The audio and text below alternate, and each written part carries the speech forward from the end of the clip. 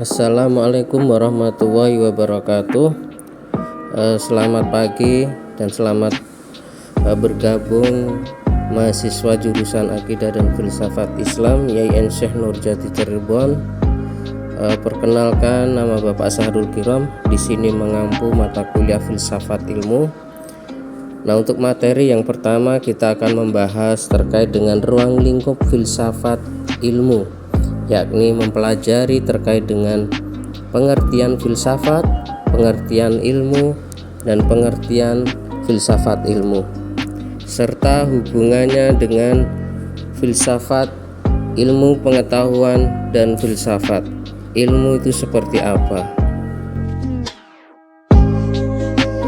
Pengertian filsafat berasal dari bahasa Yunani kuno ya, berasal dari Yunani, yakni berasal dari bahasa Yunani philos dan sophos, yang berarti adalah cinta, dan sophos adalah kebijaksanaan.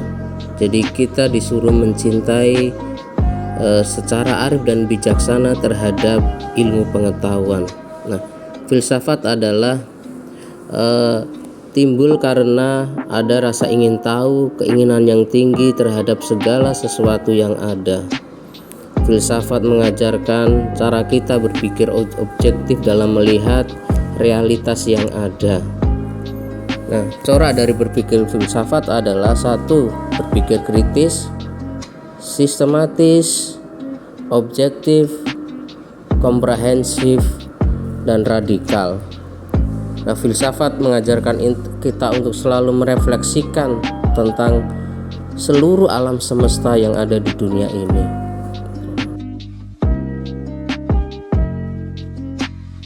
Pengetahuan, kita akan mengerti tentang pengetahuan itu apa. Pengetahuan itu adalah segala sesuatu yang belum bisa menjadi kaidah ilmu ya. Jadi misalkan pohon mangga itu warnanya hijau. Nah, itu adalah pengetahuan. Nah, untuk menjadi ilmu, kita perlu melakukan sebuah penelitian atau penyelidikan secara sistematis, objektif, dan metodis. Itu adalah salah satu untuk menjadikan sebuah ilmu. Jadi pengertian dan definisi dari sains atau ilmu adalah sekumpulan pengetahuan yang tersusun secara sistematis, objektif, dan metodis dengan langkah-langkah riset yang ketat sekali dan kaidah ilmiah.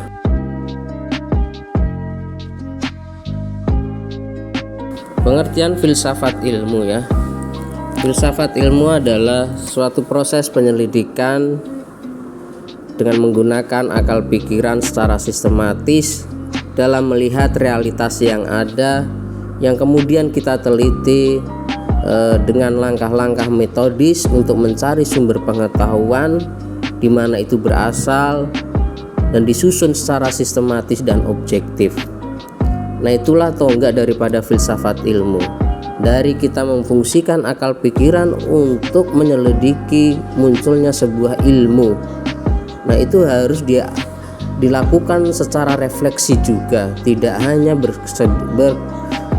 menggunakan asumsi-asumsi dasar. Nah, tapi bagaimana kemudian filsafat ilmu itu digunakan untuk menemukan kebenaran yang objektif dari sebuah penelitian atau teori-teori yang disusun oleh ilmuwan. Nah, disinilah fungsi filsafat, dan dia juga dibangun untuk merumuskan sebuah keilmuan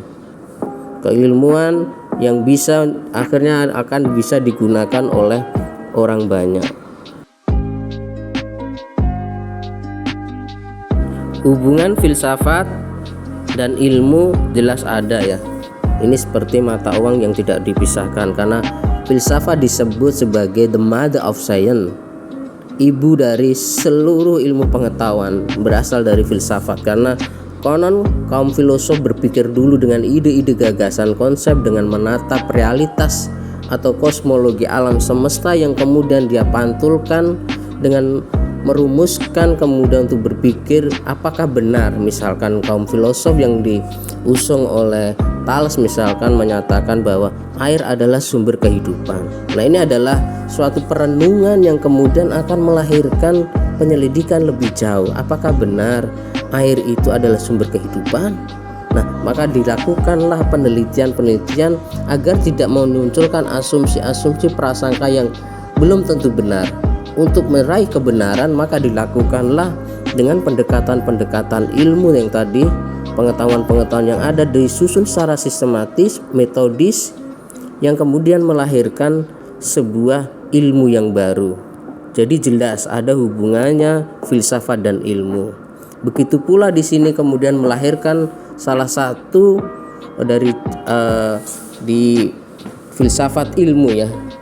Jadi filsafat ilmu menyelidiki ilmu pengetahuan yang ada dengan cara sistematis ya, dengan langkah-langkah yang objektif. Nah, itulah filsafat yang memfungsikan kesadaran kita berpikir kritis untuk melahirkan sebuah keilmuan. Terima kasih, yaitu sedikit tadi pengantar terkait tentang materi ruang lingkup filsafat ilmu. Saya kira cukup sekian untuk penjelasan kali ini. Kita tutup dengan bacaan hamdalah. Wa huwa muwafiq ila aqwamit thoriq. Assalamualaikum warahmatullahi wabarakatuh.